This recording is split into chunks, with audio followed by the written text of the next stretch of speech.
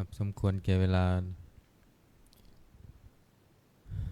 นิมนต์พระภิกษุสงฆ์เจริญพรแม่ชีโยคีคุกเข่ากับพระพร้อมกันอัญชลีวันทาอภิวาทอัญชลีวันทาอภิวาทอัญชลีวันทาอภิวาทอัญชลีวันทาอัญชลีขอโอกาสขออนุญาตครูบาอาจารย์พระมหาเถระพระเถรานุเถระพระมัชฌิมาพระนวากะแม่ชีโยคีในการเป็นต้นเสียงธรรมวัดเย็นในวันนี้เปิดหนังสือสวดมนต์แปลเล่มใหญ่ไปที่หน้าหนึ่ง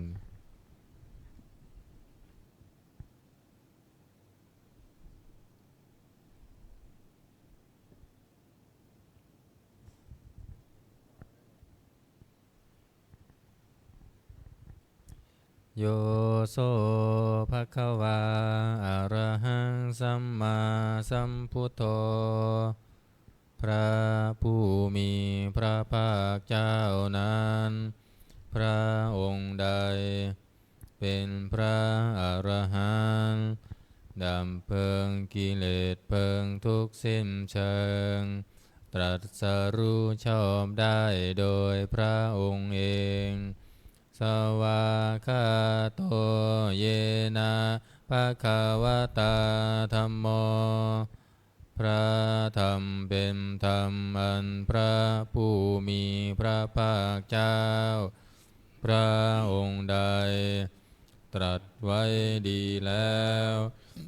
สุปฏิปันโนยัสสะภะคะวะโตสาวกสังโฆพระสงฆ์สาวกของพระผู้มีพระภาคเจ้าพระองค์ใดปฏิบัติดีแล้วธัมมายังภคะวันตังสัทธัมมังสัสสังฆังอิเมหิสกาเลหิยัตถาระหังอาโรปิเตหิอภิปุชยามาข้าพระเจ้าทั้งหลายขอบูชาอย่างยิ่งซึ่งพระผู้มีพระภาคเจ้าพระองค์นั้นพร้อมทั้งพระธรรมและพระสงฆ์ด้วยเครื่องสักการะทั้งหลายเหล่านี้ลุกขึ้นตามสมควรแล้วสาธุโนพันเตวะเข้าวาสุจิระปารินิพุโตปิข้าแต่พระองค์ผู้เจริญพระผู้มีพระภาคเจ้าแม้ปรินิพพานนานแล้วทรงตั้งคุณอันสำเร็จประโยชน์ไว้แก่ข้าพระเจ้าทั้งหลายปัจฉิมาชนะทานุกัมปมานัสสาทรงมีพระหฤทัยอนุเคราะห์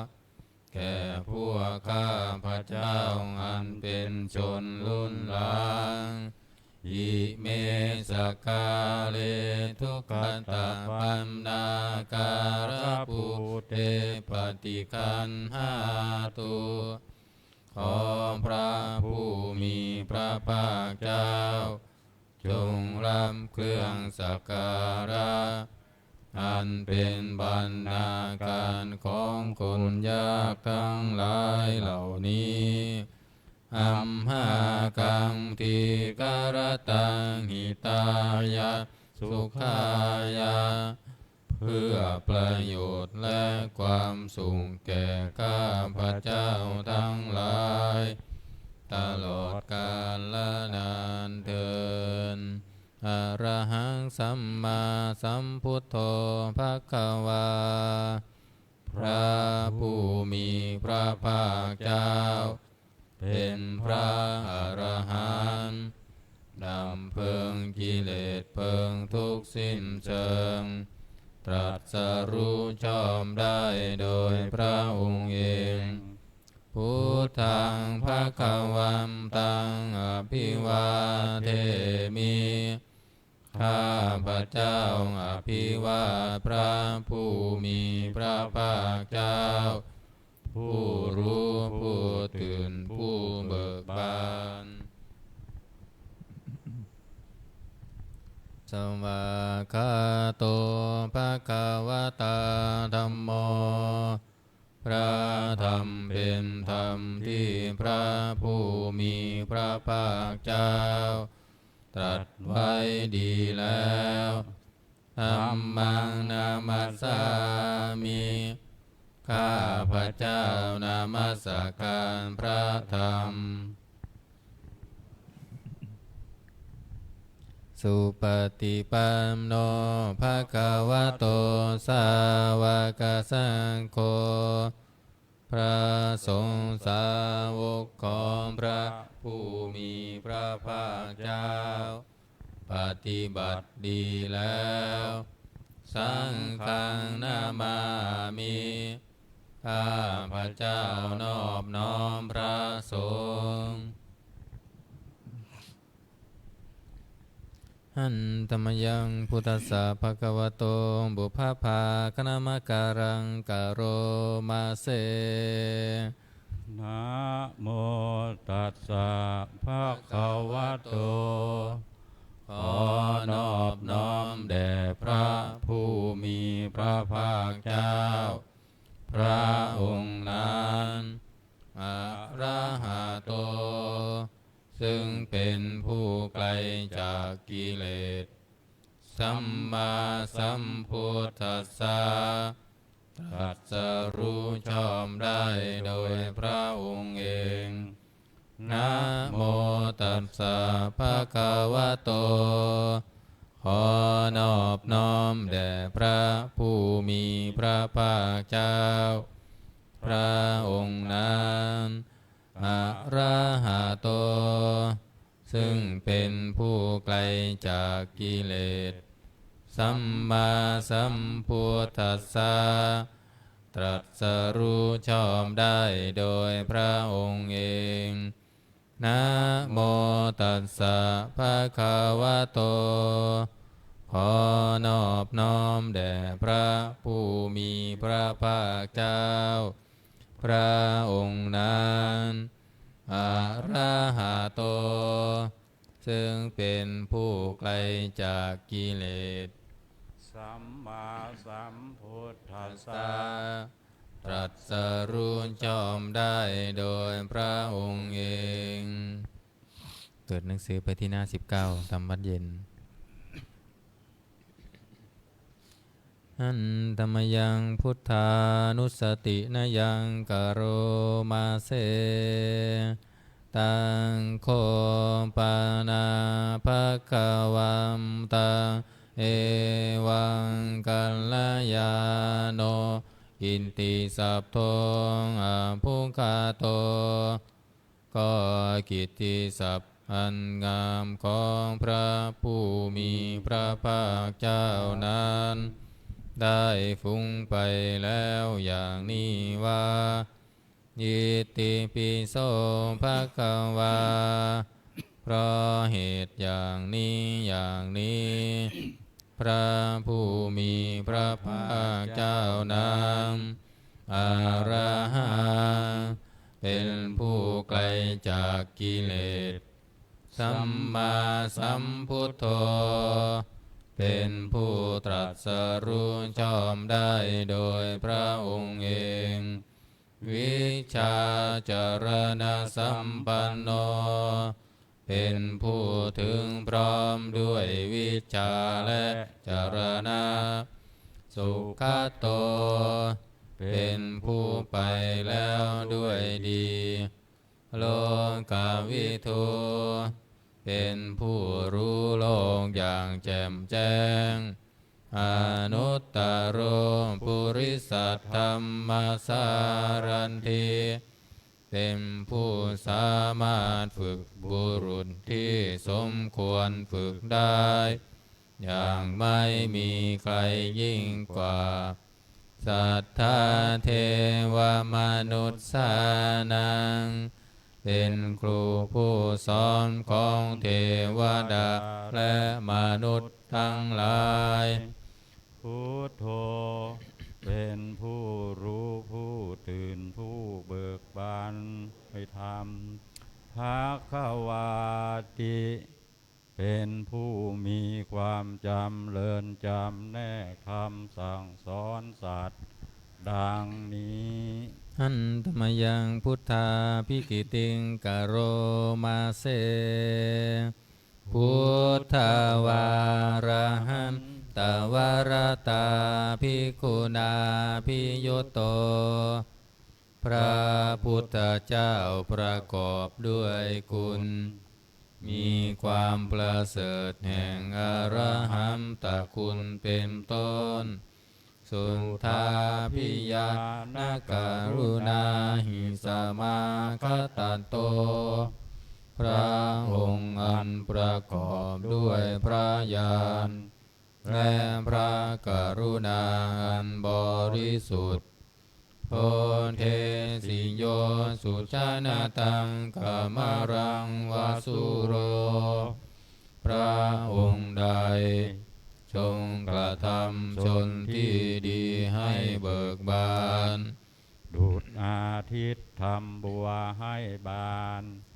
วันธามาหังตามารดังศิรสาสิเนนทางข้าพระเจ้าไหว้พระสินสีผู้ไม่มีกิเลสพระองค์นั้นด้วยเสียงกล่าวพุทโธโยสัมปปานินังสารนังเขมามุตตมังพระพุทธเจ้าพระองค์ใดเป็นสารณะอันเกษมสูงสุดของสัตว์ทั้งหลายปันธามานุสติทานังวัมตามิตังสิเรนะหังข้าพระเจ้าไหว้พระพุทธเจ้าพระองค์นั้นอันเป็นที่ตั้งแห่งความระลึกองค์ที่หนุนด้วยเสียงกล่าวพุทธัสสะหัสสมิทาโสวะพุทโธเมสามิกิสโรข้าพระเจ้าเป็นทานของพระพุทธเจ้าพระพุทธเจ้าเป็นนายมีอิสระเหนือข้าพระเจ้าพุทโธทุกขัมสกาตาจาวิธาดาจายิทัสสะเมพระพุทธเจ้าเป็นเครื่องกำจัดทุกข์และทรงไว้ซึ่งประโยชน์แก่ข้าพระเจ้าพุทธัสสะหังนิยาเท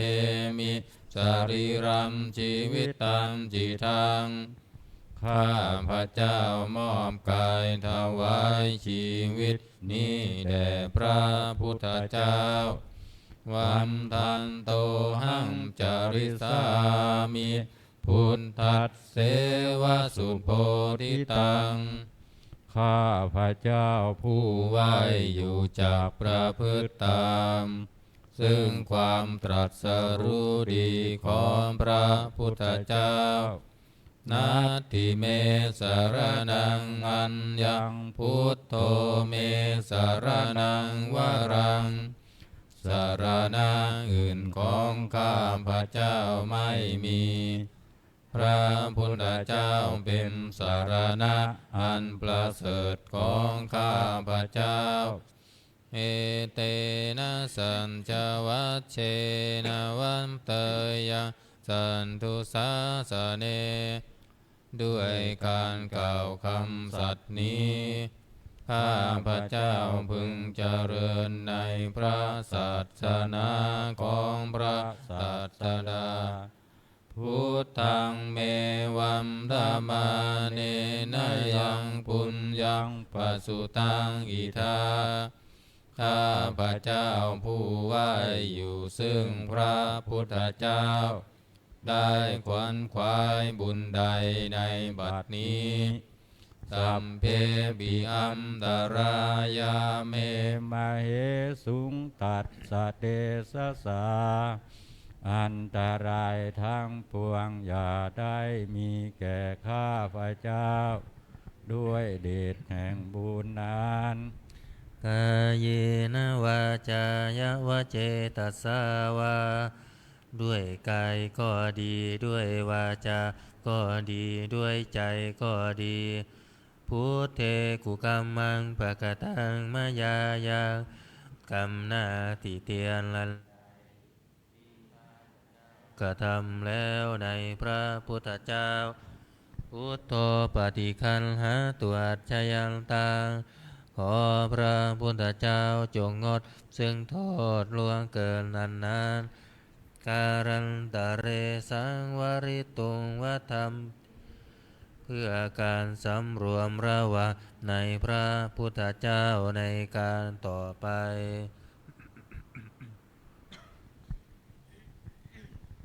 หันธรรมยังธรรมานุสตินายังกโรมาเสสวาคาโตภะคะวะตาธัมโมพระธรรมเป็นสิ่งที่พระผู้มีพระภาคเจ้าตรัสไว้ดีแล้วสันทิฏฐิโกเป็นสิ่งที่ผู้ศึกษาและปฏิบัติพึงเห็นได้ด้วยตนเองอากาลิโกเป็นสิ่งที่ปฏิบัติได้และให้ผลได้ไม่จำกัดการเอหิปัสสิโกเป็นสิ่งที่ควรกล่าวกับผู้อื่นว่าตามจงมาดูเถิดโอปานายิโกเป็นสิ่งที่ควรน้อมเข้ามาใส่ตัวปามจัตตังเวทิตาโพวินโยหิติเป็นสิ่งที่ผู้รู้ก็รู้ได้เฉพาะตนดังนี้อันธรรมยังธรรมาภิกิติงกโรมาเสสวาคาตาตาทิคุณายโยภาวะเสนาเสยโยพระธรรมเป็นสิ่งที่ประเสริฐ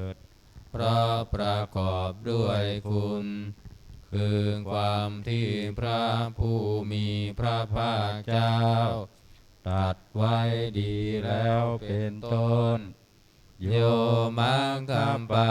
กัมปะริยัตติวิโมกขเพโทเป็นธรรมอันจำแนกเป็นมรรคผลปริยัติและนิพพานธัมโมกุโลกัปตนาตถาธาริธารีเป็นธรรมทรงไว้ซึ่งสุข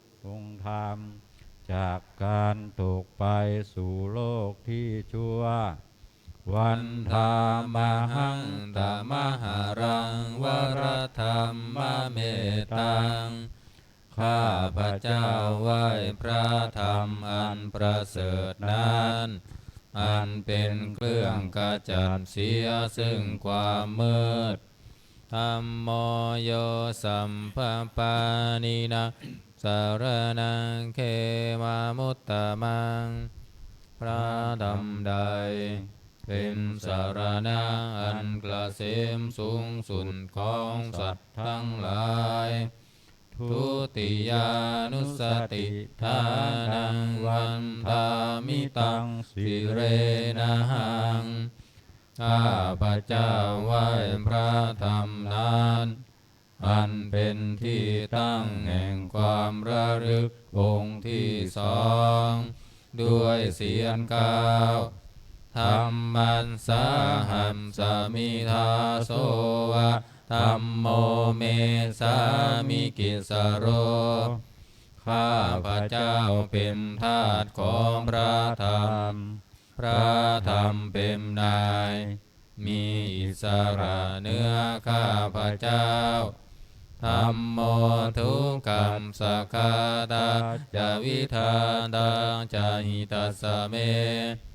พระธรรมเป็นเครื่องกำจัดทุกข์ซึ่งประโยชน์แก่ข้าพเจ้าธรรมัสสาหังนิยาเทมิสรีรันชีวิตันจิทังข้าพเจ้ามอบกายถวายชีวิตนี้แด่พระธรรมวันทันโต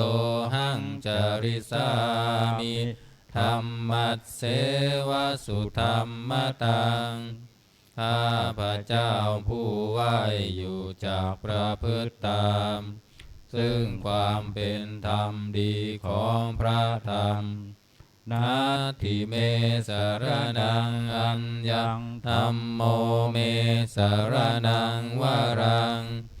สารณะอื่นของข้าพเจ้าไม่มีพระธรรมเป็นสารณะอันประเสริฐของข้าพเจ้าเอเตนะสัมจวัชเชนะวัตเตยังสัตถุสาสเนด้วยการกล่าวคำสัตย์นี้ข้าพเจ้าพึงเจริญในพระศาสนาของพระศาสดาธัมมังเมวัมธรรมาเนนะยังปุญญังปัสสุตังอิทาข้าพเจ้าผู้ไหวอยู่ซึ่งพระธรรมได้ขวนขวายบุญใดในบัดนี้สัพเพปิอันตรายาเมมาเหสุงตัสสะเตสะสาอันตรายทั้งปวงอย่าได้มีแก่ข้าพเจ้าด้วยเดชแห่งบุญนั้นกายเยนะวาจายาวเจตสาวาด้วยกายก็ดีด้วยวาจาก็ดีด้วยใจก็ดีธัมเมกุคัมมังปะกตังมายายังกรรมหน้าติเตียนลันใดที่ข้าพเจ้ากระทำแล้วในพระธรรมธัมโมปฏิคันหาตัวชยันตังขอพระธรรมจงงดซึ่งโทษล่วงเกินลันนานการันตะเรสังวริตุงวธรรมเมเพื่อการสำรวมระวังในพระธรรมในการต่อไปอันธรรมยังสังขานุสตินายังกโรมาเสสุปฏิปันโนภะคะวะโตสาวกสังโฆทรงสาวกของพระผู้มีพระภาคเจ้าปฏิบัติดีแล้วอุชุปฏิปันโนภะคะวะโตสาวกสังโฆทรงสาวกของพระผู้มีพระภาคเจ้าปฏิบัติตรงแล้วยายะปฏิปันโนภะคะวะโตสาวกสังโฆทรงสาวกของพระผู้มีพระภาคเจ้าปฏิบัติเพื่อรู้ธรรมเป็นเครื่องออกจากทุกข์แล้วสามีจิปฏิปันโนภะคะวะโตสาวกสังโฆทรงสาวกของพระผู้มีพระภาคเจ้าปฏิบัติสมควรแล้วยะทิทางได้แก่บุคคลเหล่านี้คือจัตตาริปุริสายุคานิอัตถปุริสาปุคาลาคู่แห่งบุรุษสี่คู่นับเรียงตัวบุรุษได้8บุรุษเอสะภะคะวะโตสาวกสังโฆ นั่นแหละสงฆ์สาวกของพระผู้มีพระภาคเจ้าอาหุนยโยเป็นสมควรแก่สักการะที่เขานำมาบูชาปาหุนยโยเป็นสมควรแก่สักการะที่เขาจัดไว้ต้อนรับทักขินยโยเป็นผู้ควรรับทักษิณาทานอัญชลีการณิโยเป็นผู้ที่บุคคลทั่วไปควรทำอัญชลี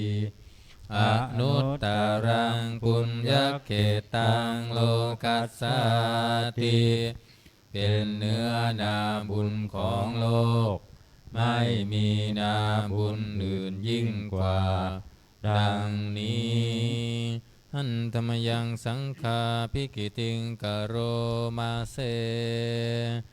สัทธัมมโชสุปันติปันติคุณาปิยุตโตพระสงฆ์ที่เกิดโดยพระสัทธรรมประกอบด้วยคุณมีความปฏิบัติดีเป็นต้นโยธรรมพิโทอริยบุคลาสังฆเสโทเป็นหมู่แห่งพระอริยบุคคลอันประเสริฐแปดจำพวกสีราทิธรรมปวาราสยกายจิตโตมีกายและจิตอันอาศัยธรรมมีศีลเป็นต้นอันบวรวันธามหังตมริยานาคานังสุสุทังข้าพระเจ้าไหว้หมู่แห่งพระอริยเจ้าเหล่านั้นอันบริสุทธิ์ด้วยดีสังโฆโยสัมภปานินังสารนังเขมามุตตะมังพระสงฆ์หมู่ใดเป็นสารณะอันเกษมสูงสุดของสัตว์ทั้งหลายตติยานุสติทานังวัมทามิตังสิเรนะหังหมู่นั้นอันเป็นที่ตั้งแห่งความระลึกองค์ที่สามด้วยเสียงกล่าวสังคัสสาหัสสมิทาโสวะสังโฆเมสามิเกสโรข้าพระเจ้าเป็นทาสของพระสงฆ์พระสงฆ์เป็นนายมีอิสระเหนือข้าพระเจ้าสังโฆ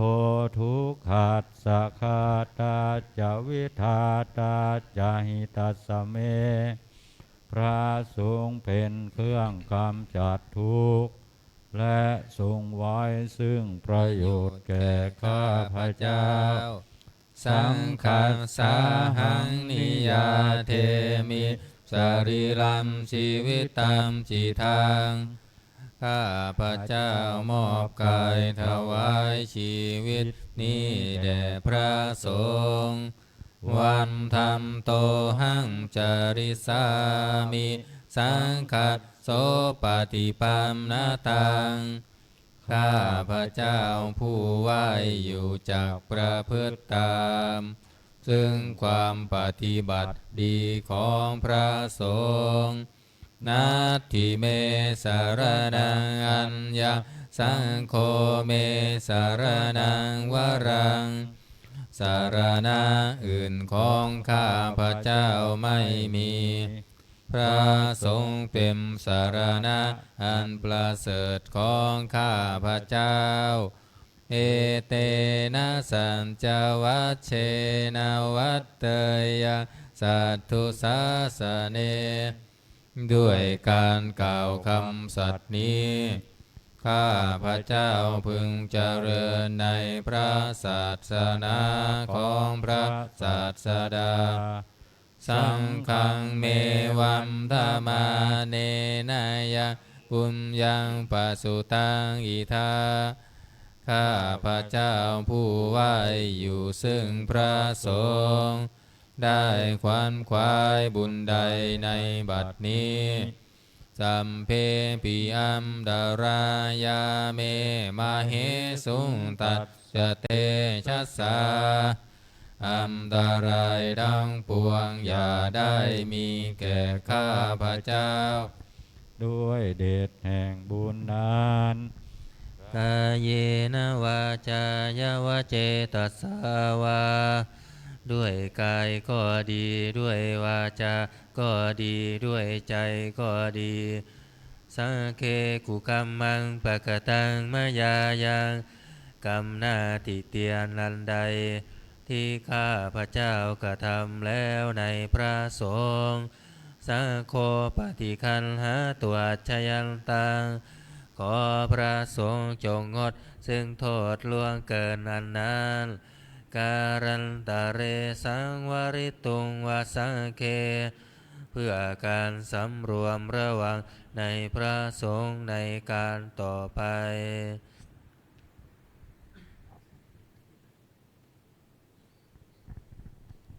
เปิดหนังสือไปที่หน้า38นะหันธรรมยังโอวาทปาติโมกขคาทาโยพนามาเสสัพพะปาปัสสะอาการนังการไม่ทำบาปทั้งปวงกุศลสุปสัมปทาการทำกุศลให้ถึงพร้อมสัจจิตตปริโยทัปปานังการชำระจิตของตนให้เขารอบเอตังพุทธานาสาสนังทำสามอย่างนี้เป็นคำสั่งสอนของพระพุทธเจ้าดังหลายขันติปรมังตโปติติฆาขันติคือความอดกลั้นเป็นธรรมเครื่องเผากิเลสอย่างยิ่งนิพพานังปรมังวัฏันติพุทธาผู้รู้ทั้งหลายกล่าวพระนิพพานว่าเป็นธรรมอันยิ่งนาหิปภาชิโตปรูปคาติผู้กำจัดสัตว์อื่นอยู่ไม่เชื่อว่าเป็นบรรพชิตเลยตามโนโหติปรังวิเหทยันโตผู้ทำสัตว์อื่นให้ลำบากอยู่ไม่เชื่อว่าเป็นสมณะเลยอนุปวาโทอนุปคาโตการไม่พูดร้ายการไม่ทำร้ายปาติโมกเขจะสังวโร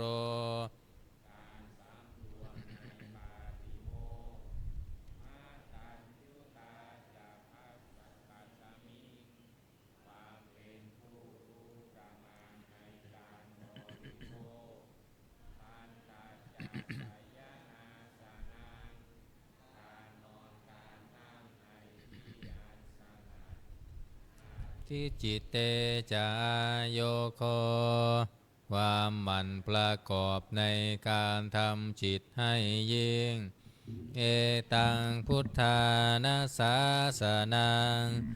ทำ6อย่างนี้เป็นคำสั่งสอนของพระพุทธเจ้าทั้งหลายเปิดมาหน้า27นะหันธรรมยังอติตาปัจเจเวคณาปาทังพนามาเสอัจฉามยังอัมปัจเจเวคินตวายังจีวระปริพุตตัง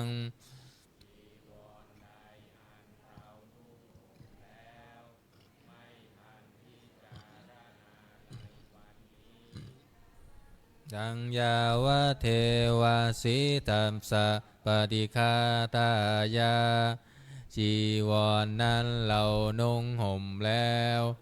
เพียงเพื่อบำบัดความหนาวอุลหัสสะปฏิฆาตายาเพื่อบำบัดความร้อนดังสามกัมสวาตาตปัสสิริสัมภสัมผัสสานังปฏิฆาตายาเพื่อบำบัดสัมผัสอันเกิดจากเหลือบยุงลมแดดและสัตว์เลื้อยคลานทั้งหลายยาวะเทวาหิริโกปินะปฏิชาธานาทังและเพียงเพื่อปกปิดอวัยวะอันให้เกิดความละอายอาชามยาอัมบัจเจเวกินตวายโยปินทปาโตปริพุตโตบินทบาทใดอันเราฉันแล้วไม่ทันพิจารณาในวันนี้โสเนวะทวายาบิณฑบาตนั้นเราฉันแล้วไม่ใช่เป็นไปเพื่อความเพลิดเพลินสนุกสนานนามาทายาไม่ใช่เป็นไปเพื่อความเมามันเกิดกำลังพลังทางกายนามันดานายาไม่ใช่เป็นไปเพื่อประดับนาวิภูสนายาไม่ใช่เป็นไปเพื่อตกแต่งยาวะเทวาอิมัสสกายัสสทิฏฐิยาแต่ให้เป็นไปเพื่อความตั้งอยู่ได้แห่งกายนี้ยาปนายาเพื่อความเป็นไปได้ของอัตภาพวิหิงสุปรัตติยาเพื่อความสิ้นไปแห่งความลำบากทางกายพรหมจาริยานุคาหายาเพื่ออนุเคราะห์แก่การประพฤติพรหมจรรย์อิติปุรานันจะเวทนังปฏิหังคามิด้วยการทำอย่างนี้เราย่อมระงับเสียได้ซึ่งทุกขเวทนาเก่าคือความหิวณวันจะเวทนังณอุปาเทสามิและไม่ทำทุกขเวทนาใหม่ให้เกิดขึ้นยาดาราจะเมภวิสติอนาวชตาจะพาสุวิหารโรจาติอันหนึ่งความเป็นไปโดยสะดวกแห่งอัตภาพนี้ด้วยความเป็นผู้หาโทษมิได้ด้วยและความเป็นอยู่โดยพาสูงด้วยจักมีแก่เราดังนี้อาชามยาอัมบัจเจเวกินตวายังเสนาสนังปริพุตังเสนาสนะใดเราใช้สอยแล้วไม่ทันพิจารณาในวันนี้สังยาวะเทวะสิตัสสัมปฏิฆาดายาเสนาสนะนั้นเราใช้สอยแล้วเพียงเพื่อบำบัดความหนาวอุลหัสสะปฏิฆาดายา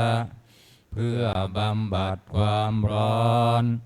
ดังสมกังสวาตาตัมปัสสิริงสัมปัสสัมผัสสานังปฏิฆาดายาเพื่อบำบัดสัมผัสอันเกิดจากเหลือกยุงลมแดดและสัตว์เลื้อยคลานทั้งหลายยาวะเทวาอุตุมปาริสยะวิโนทานะปฏิสัลลานารามัทธัง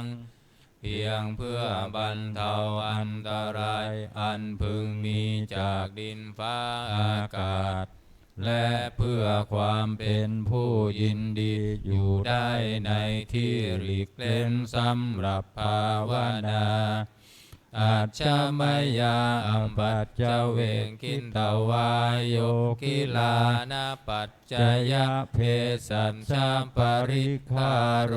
ปริพุตโตกิลานาเพสัตบริขารใดอันเราบริโภคแล้วไม่ทันพิจารณาในวันนี้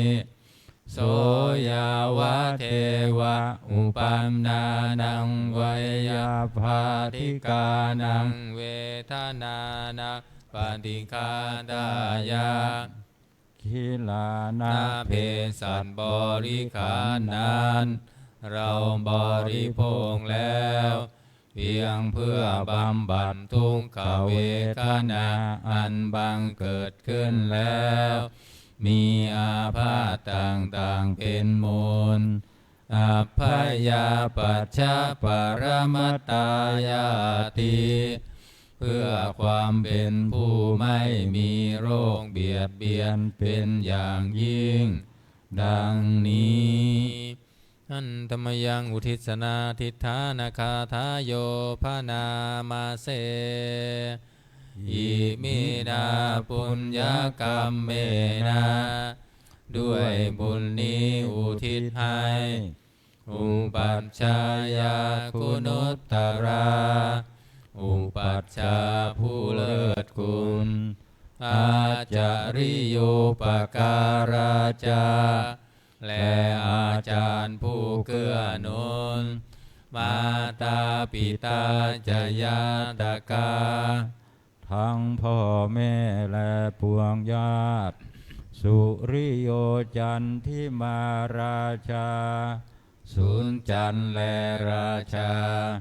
คุณวันตานาราปิจาผู้ทรงคุณหรือผู้สูงชาติพรหมมาราชอินทาจา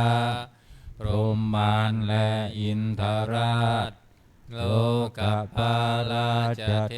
วตา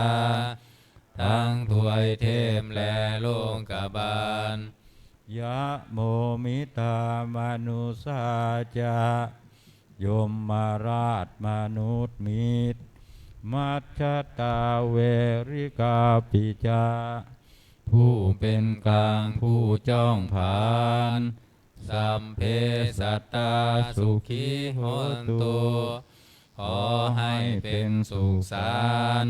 ทุกทั่วหน้าอย่าทุกทนปุญญานิปักขตานิเมบุญพ้องที่ข้าทำจงช่วยอำนวยสุภาพลสุขังจติวิทังเทนตัวให้สูงสามอย่างล้นหิมปังปาเปทาโวมาตังให้รู้ถึงนิพพานพรันอิมินาปุญญกรรมเมนาด้วยบุญนี้ที่เราทำอิมินาอุทิเสนัจจาและอุทิศให้พวงสัตว์หิปาหังสุรเพเจวาเราพันได้ซึ่งการตัดตัณหุปาทานเฉทนังตัวตัณหาอุปาทานเยสันตาเนหินาธัมมาชิงชั่วในดวงใจยาวะนิพพานโตมะบังกว่าเราจะถึงนิพพานนัสสันตุสัพพทาเยวะมาไรสิ้นจากสันดานยัตถาสะโตภะเวภะเวทุกภพที่เราเกิดอุสุจิตังสติปัญญามีจิตตรงและสติทั้งปัญญาอันประเสริฐสันเลโควิริยมหินาพร้อมทั้งความเพียรเลิศเป็นเครื่องขูดกิเลสหาย มาราละพันตุโนกาสังโอกาสอย่าพึงมีแก่หมู่มารสิ้นทั้งหลายกาตุนจะวิริเยสุเมเป็นช่องประทุษร้ายทำลายล้างความเพียรจมพุทธาธิปวโรนาโทพระพุทธผู้บวรนาถธัมโมนาโทวรุตตโมพระธรรมที่พึ่งอุดมนาโทปัจเจกพุทโธจาพระปัจเจกพุทธสมสังโฆนาโทนตโรมะมังทมพระสงฆ์ที่พึ่งพยองเตโสตมานุภาเวนะด้วยอานุภาพนั้นมาโรกาสังลพันตุมาขอหมู่มารอย่าได้ช่องทัสสะปุญญานุภาเวนะด้วยเดชบุญทั้ง10ป้องมาโรกาสังลพันตุมาอย่าเปิดโอกาสแก่มารเถิดวันนี้วันจันทร์สวดธรรมจักรนะเปิดหนังสือมนต์พิธีเล่มเหลืองหน้า51นะ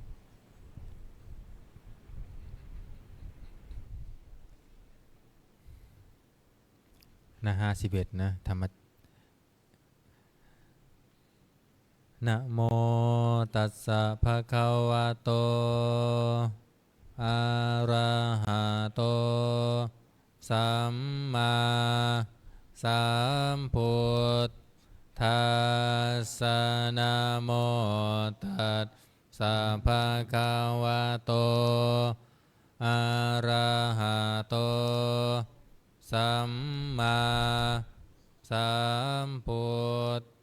ธัสสะนะโมตัสสะภะคะวะโตอะระหะโตสัมมาสัมพุทธัสสะพุทธังสรณังคัจฉามิธัมมังสรณังคัจฉามิสังฆังสรณังคัจฉามิทุติยัมปิพุทธังสรณังคัจฉามิทุติยัมปิธัมมังสรณังคัจฉามิทุติยัมปิสังมังสรณังคัจฉามิตันติยัมปิพุทธังสรณังคัจฉามิตันติยัมปิธัมมังสรณังคัจฉามิตันติยัมปิสังฆังสรณังคัจฉามิ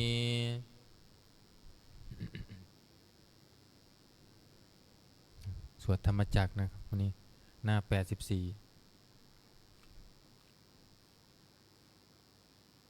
หน้า86ขออภัยนะบทขัดไม่ต้องว่าตามนะหน้า86อนุตตรังอภิสัมโพธิสัมพุทธิตวาตถาคโตปัตถมังยังอเทเสสิธัมมจักกังอนุตตรังสัมมาเทวปวันเตนโตโลเกอัมปันติวันติยังยัตถังขาตาอุโพอันตาปฏิปฏิจามัชชิมาจตุสาวาริยสัจเจสุ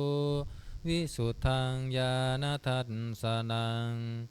เทสิตังธรรมราเชนะสัมมาสัมโพธิกินตานังนาเมนาวิสุทธังสุตตังธรรมจักกังปวัตตานัง เวยากรณปาเทนะสังคิตันตัมพนามาเสเอวเมสุตังเมกะสามายังพังกวาภารานาสิยังวิหารติอิสิปัตตาเนมิคาทาเยตาระโคภควาปัญจวัคคีเยภิกขุอามันเตสิทาเวเมภิกขเวอันตาปัมภชิเตนานาเสวิตาพายโยจายกาเมสุกามาสุขันนิกานุโยโคหิโนคัมโมโอตุชานิโกอานาริโยอานันดาสันนิโตตากิลมาธานุโยโคทุโคอานาริโยอานันดาสันนิโตเอเตเตภิกขเวอุปโภอันเตอนุปคัมมามัตชิมาปฏิปทาตถาคเตนะอภิสัมพุทธาจะกุการณิญาณการณิอุมบัมสมายาอภิญาญาสัมโพธายานิปานายาสังวันตติกันตมาจะสาภิกเวมัตชิมาปฏิปทาตถาคเตนะอภิสัมพุทธาจักขุการณิญาณการณิอุมบัมสมายาอภิญญายาสัมโพธายานิมพานายาสังวาตันติอายาเมวะอริโยอัตถังคิโกมาโคเสยยทิทางสัมมาทิฏฐิสัมมาสังกัปโปสัมมาวาจา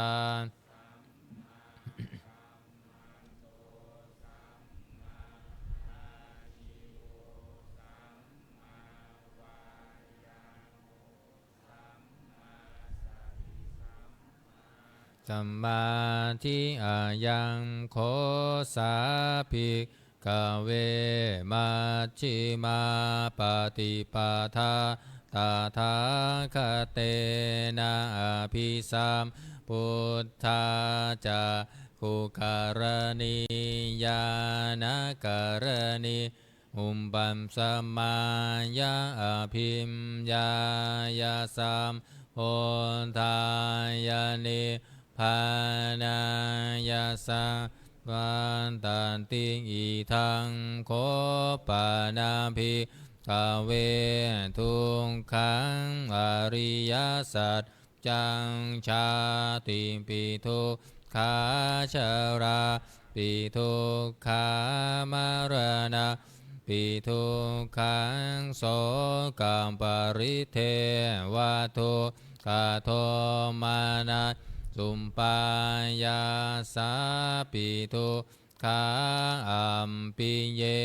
หิสัมปโยโคทุกโค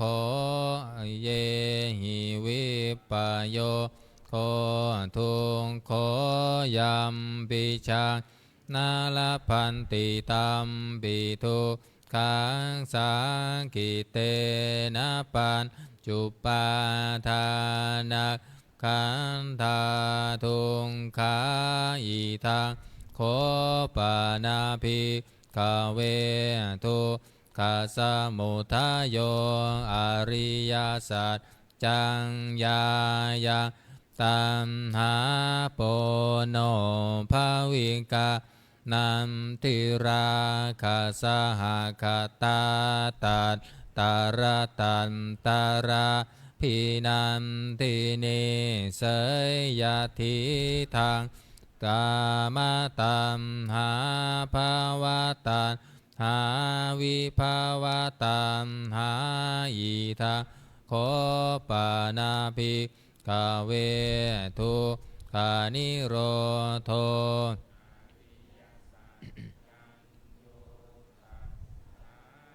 เทวตันหายาเสสะวิราคา คานิโรโธจาโคปฏินิสสะโกโมติอานาลโยอิทังโคปานาภิกขเวทุงขานิโรธคามิเนปฏิปทาอริยสัจจังอายะเมวะอริโยอัตถังคิโกมาโคเสยยะทิทางสัมมาทินทิสัมมาสังกัปโปสัมมาวาจาสัมมา สัมโตสัมมาจิโวสัมมาวายาโมสัมมาสติสัมมาส สัม มา มา ธิ ทิฏฐังทุกขังอริยสัจจันติเมภิกขเวบุมเพอานาโนสุเตสุธรรมเมสุจักขุงอุทธัปปาทิยานังอุทธัปปาทิปัญญาอุทธัปปาทิวิชชาอุทธัปปาทิอาโลโกอุทธัปปาทิตังโคปานิทังทุงขังอริยสัจจังปริญเยยยันติเมภิกขเวบุเพอานาโนสุเตสุธรรมเมสุจักขุงอุทธัปปาทิญาณังอุทธัปปาทิปัญญาอุทธัปปาทิวิชชาอุทธัปปาทิอาโลโกอุทธัปปาทิตังโคปานิทังทุกขังอริยสัจจังปริญญาตันติเมภิกขเวบุเพอานาโนสุเตสุธรรมเมสุจักขุงอุทธัปปาทิญาณัง อุทธัปปาทิปัญญาอุ อุ ท ท ธั ธั ป ป ปา ปาทิวิชชาอุทธัปปาทิอาโลโกอุทธัปปาทิอิทังทุกขสมุทัยโยอริยสัจจันติเมภิกขเวบุมเพอานาโนสุเตสุธรรมเมสุจักขุงอุทธัปปาทิญาณังอุทธัปปาทิปัญญาอุทธัปปาทิวิชชาอุทธัปปาทิอาโลโกอุทธัปปาทิตังโค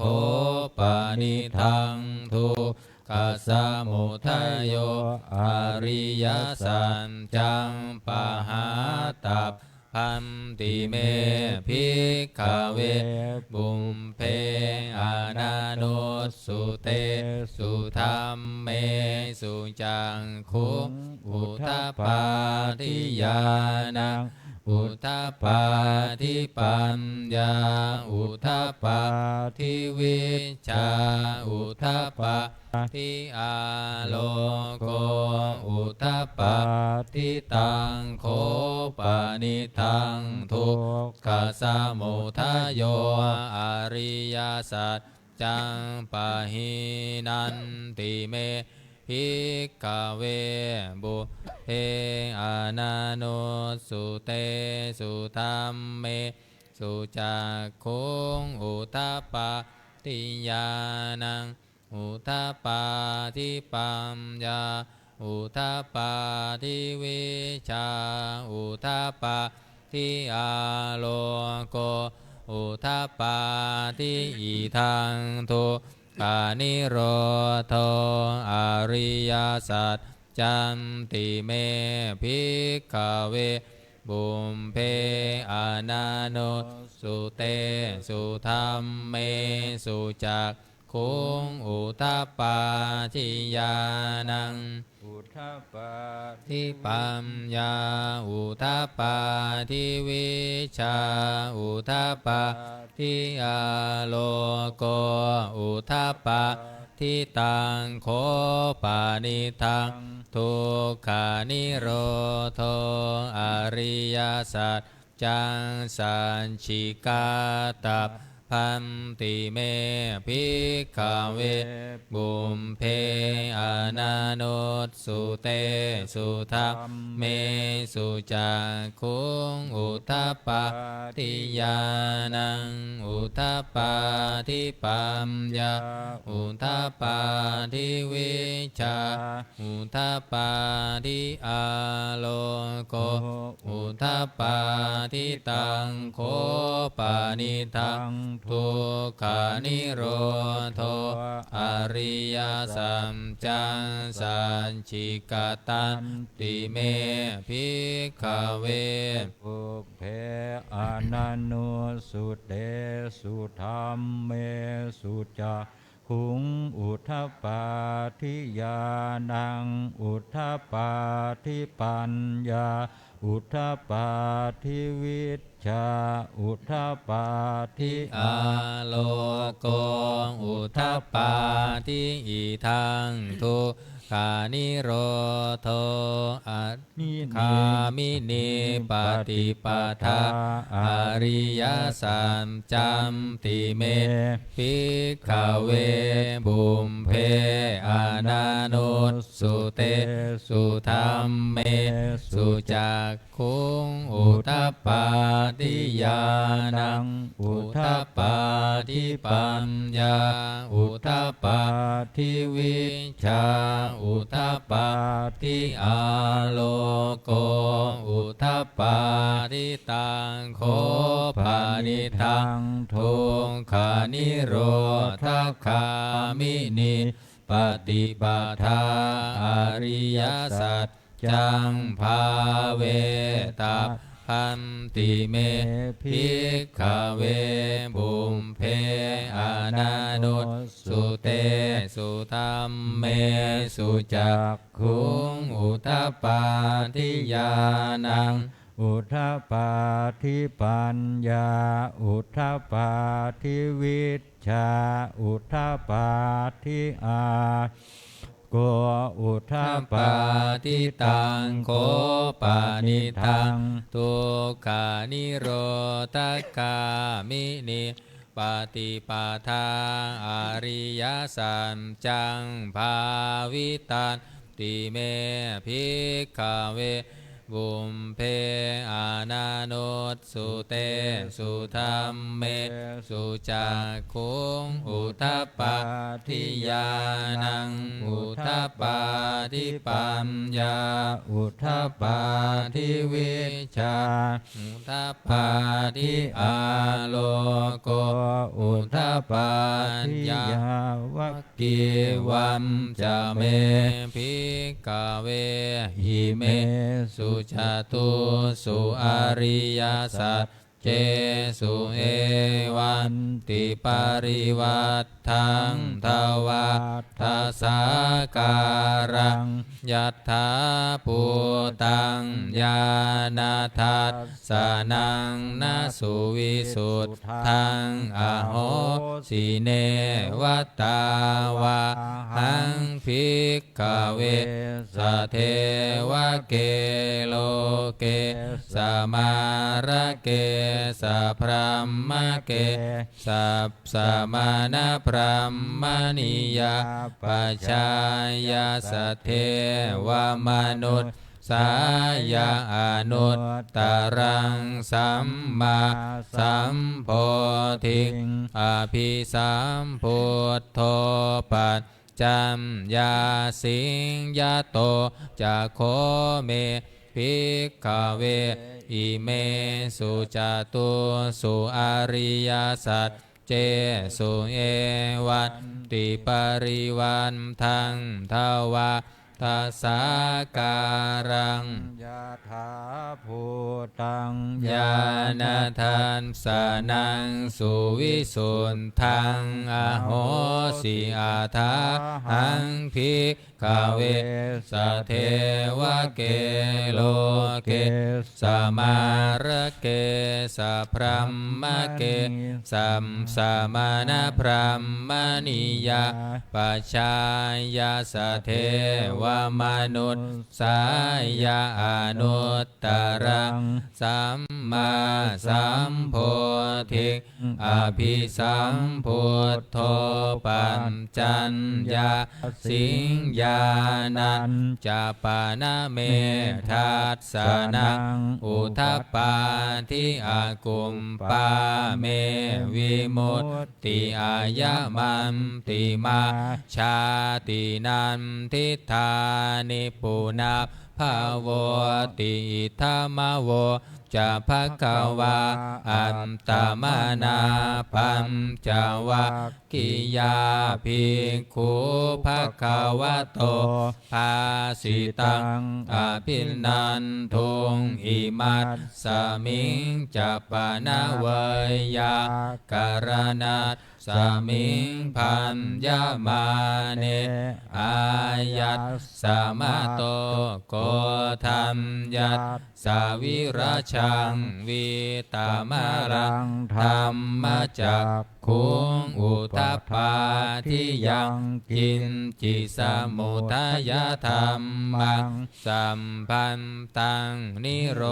ธธรรมันติภาวัตติเตจะภควตาธรรมจักเกภูมิมาเทวาสันธมนุษย์สาเวสุงเอตัมภควตาภาราณสียังอิสิปัตตเนมิทัฏฐาเย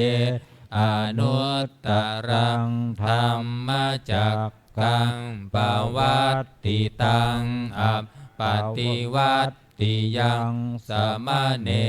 นวาพรัมมเนนวาเทเวนวามาเรนวาพรัมมุนาวาเกณจิวาโลกัสสมินติภูมิมานังเทวานังสัตทังสุตตวาจา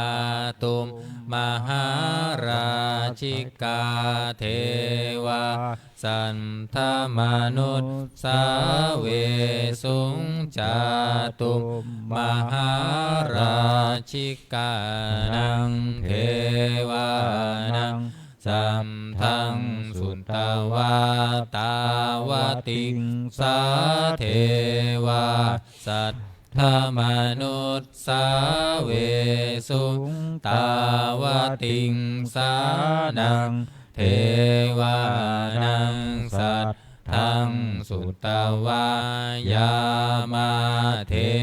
วาสัมธมนุษย์สาเว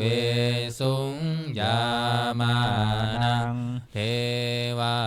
นังสัตทังสุตตวาตุสิตาเทวาสัมธมนุษย์สาเวสุงตุสิตานังเทวา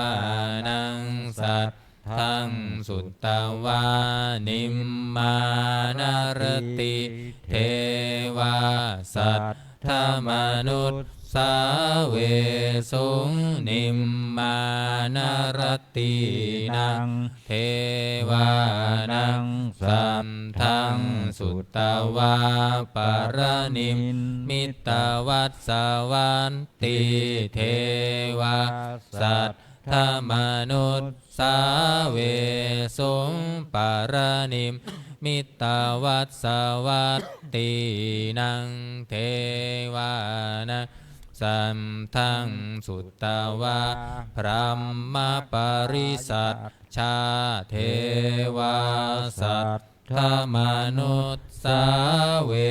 สุงพรหมปริสัทชานังเทวานัง สัตทัง สุตตวาพรหมปโรหิตาเทวาสัตธมนุษสาเวสุงพรหมปโรหิตานังเทวานังสันทังสุตตวามหาพรหมเทวาสัตธมนุษสาเวสุมหาพรหมานังเทวานังสัตตังสุตตวาปริตาภาเทวาสัตธมนุษสาเวสุงปริตาภานังเทวานังสันทังสุตตวาอัมปมานาภาเทวาสัตธมนุษสาเวสุงอัมปมานาภานังเทวานังสันทังสุตตวาอาภัสสราเทวาสัตธมนุษสาเวสุงอาภัสสรานังเทวานังสัมทังสุตตวาปริตาสุภาเทวาสัตธมนุษสาเวสุงปริตาสุภานังเทวานังสัมทังสุตตวาอัปปมานะสุภาเทวาสัตธมนุษสาเวสุงอัมปมานะสุภานังเทวานังสัตทังสุตตวาสุภกิมนาหากาเทวาสัตธมนุษสาเวสุงสุภกินนาหากานังเทวานังสุตตวาเวหัพพลาเทวาสัตธมนุษสาเวสุงเวหัพพลานังเทวานังสัตทังสุตตวาอวิหาเทวาสัตธมนุษสาเวสุงอวิหานังเทวานังสัมทังสุตตวาอันตปาเทวาสัตธมนุษสาเวสุงอันตปานังเทวานังสัมทังสุตตวาสุทัสสาเทวาสัมธมนุษสาเวสุงสุทัสสานังเทวานังสันทังสุตตวาสุทัสสีเทวาสันธมนุษสาเวสุงสุทัสสีนังเทวานังสุตตวาอากานิทากาเทวาสัตธมนุษสาเวสุงเอตาภควตาภารานาสิยังอิสิปัตตเนมิคทาเยอนุตตรังธรรมจังกังปวัตติตังอัมปติวัตติยังสามเณนะวาพรหมเณนะวาไมเวนะวามาเรนะวาพรหมุนาวา เกนะจิวาโลกัสสมินติอิติหะเตนะคะเนนะเตนะมุตหุนเตนะยาวะพรหมโลกาสัทโธอัปพุทธันชิอายันจะทัสสะสหัสสีโลกธาตุสังกามปิสัมปะกามปิสัมปะเวทิอัมปามาโนจะโอลาโลโอภาโสโลเกปาตุระโหสิอติกามเมวะเทวานังเทวานุภาวังอัตถโคภควาอุทานังอุทาเนสิอัญญาสิวัตโพโกทันโย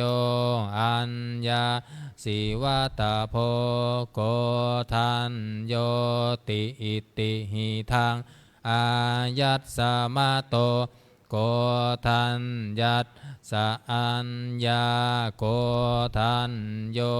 ตเววนามังอโหสิติ133มงคลจักรวาลน้อย133สัพพพุทธานุภาเวนะสัพพธรรมานุภาเวนะสัมภสังฆานุภาเวนะพุทธรัตนังธัมมรัตนังสังฆรัตนังตินนังรัตนานังอานุภาเวนะจตุราสีติสหัสสัทธัมมัคขันธานุภาเวนะปิตากัตตายานุภาเวนะชินนาสาวกานุภาเวนะสัพเพเตโรคาสัพเพเตพยาสัพเพเตอันตรายาสัมเพเตอุปปันทวาสัพเพเตทุนนิมิตตาสัพเพเตอวมังคาราวินาศสันตุอายุวัฏทะโกธนาวัฏทะโกสิริวัฏทะโกยันสวัฏทะโกภาลาวัฏทะโกวันนาวัฏทะโกสุขวัฏทะโกโหนตุสัพพทาทุกขโร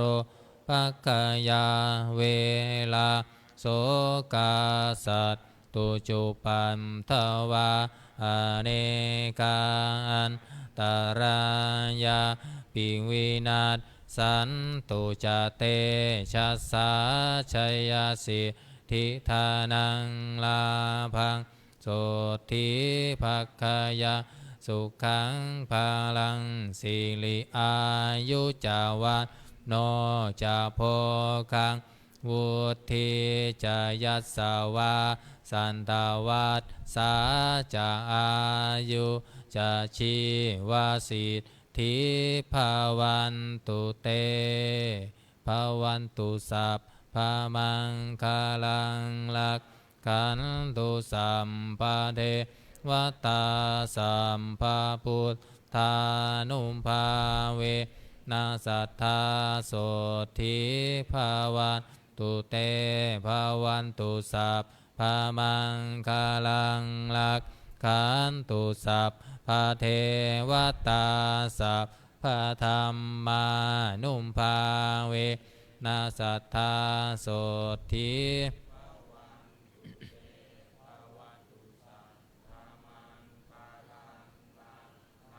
สุสัมภะเท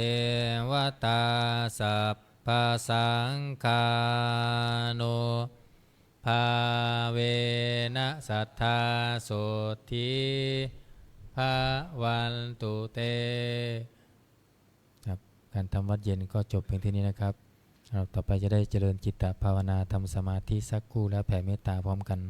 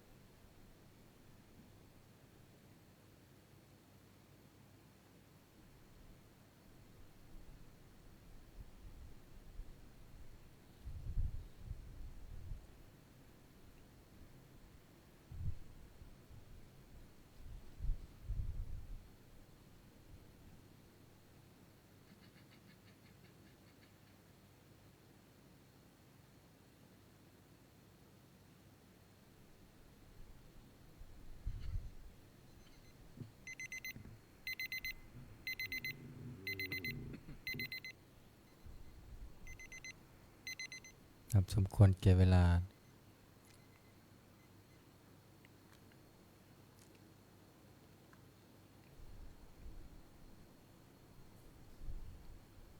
นิมนต์พระภิกษุสงฆ์เจริญพรแม่ชีโยคีเตรียมตัวกรวดน้ำแผ่เมตตาพร้อมกัน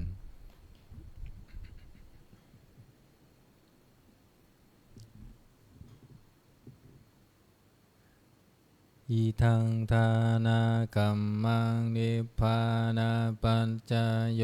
โหนตุโนนิจจัง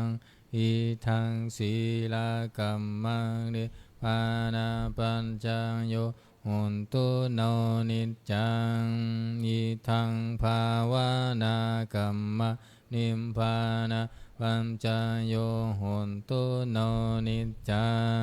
ยังกินจิกุสาลังกัตตัมพังกัมมังสะเพหิอัมเหหิกัตตังปุญญังโนอนุโมทันตุสุนัมตุพนโตเยเทวาสมิงธาเนอาทิอัตตาทิกายุกะสัทธาหุนตุสัมเพสัตตาสุขีอัตตานังปาริหารัมตุมาตาปิตาสุขิตาหุนตุทุกขาปามุนจันตุสัมเพ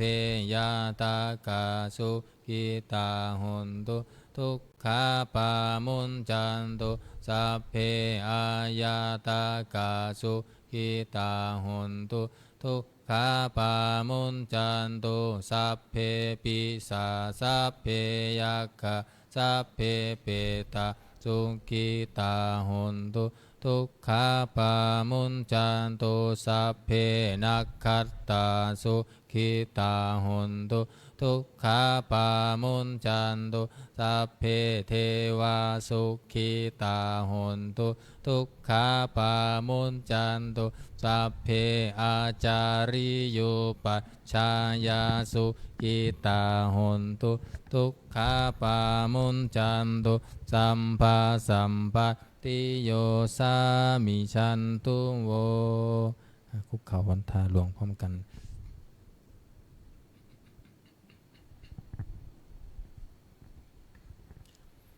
วันทามิพุทธังสัพพะเมวะโทสังฆามะทาเมพัมเตวันทามิธัมมังสัมภะเมวะโทสังฆามะทาเมพันเตวันทามิสังฆังสัพพะเมวะโทสังฆามะทาเมพัมเตวันทามิคารุงอุมปชายาจาริเยสะพะเมวะโทสังฆามัตถาเมพัมเตวันทามิกัมมัฏฐานังสะพะเมวะโทสังฆามัตถาเมพัมเตวันทามิอาราเมพันทัสสีมังสัพพะเมวะโทสังฆามะทาเมพัมเตวันทามิเจติยังสัมปะสัมพันธาเนสุปันติทิตาสาลีนาธาตุมหาโพธิพุทธรูปังสักกาลังสันธานาคาโลเกเทวะโลเกพรหมาโลเกจัมปุติเปลังกาทิเปสาลีนาธาตุโยเกสาธาตุโยอะระหันตาธาตุโยเจติยาอันทานกุณทิจัตุราสีติสหัสเสธัมมะกันเทสัพเพสัมปาตาเจติยังอาหังวันทามิสัมภาโสอัญชลีวันทาอภิวาทอัญชลีวันทาอภิวาทอัญชลีวันทาอภิวาทอัญชลีวันทาอัญชลีก้มหมอบวันทาน้อย สาธุวันทามิพันเตสัพพังอปาราทังขมะทะเมพันเตมยากัตตังบุญญาสามินาอนุโมทิตาภังสามินากัตตังปุญญาไมหังทาทัพพังสาธุสาธุอนุโมทามิกราบลาพระรัตนตรัยพร้อมกันอะระหังสัมมาสัมพุทโธภะคะวาพุทธังภะคะวันตังอภิวาเทมิสวากขาโตภะคะวะตาธัมโมธัมมังนามัสสามิสุปฏิปันโนภะคะวะโตสาวกสังโฆสังฆังนามามิ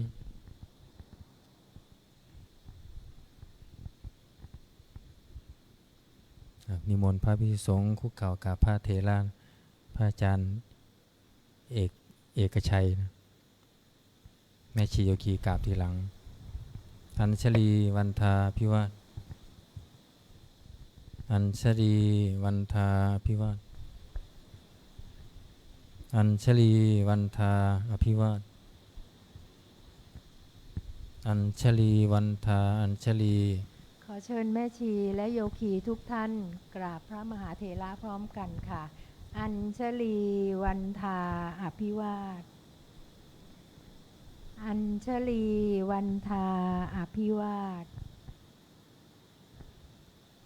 อัญชลีวันทาอภิวาทอัญชลีวันทาอัญชลี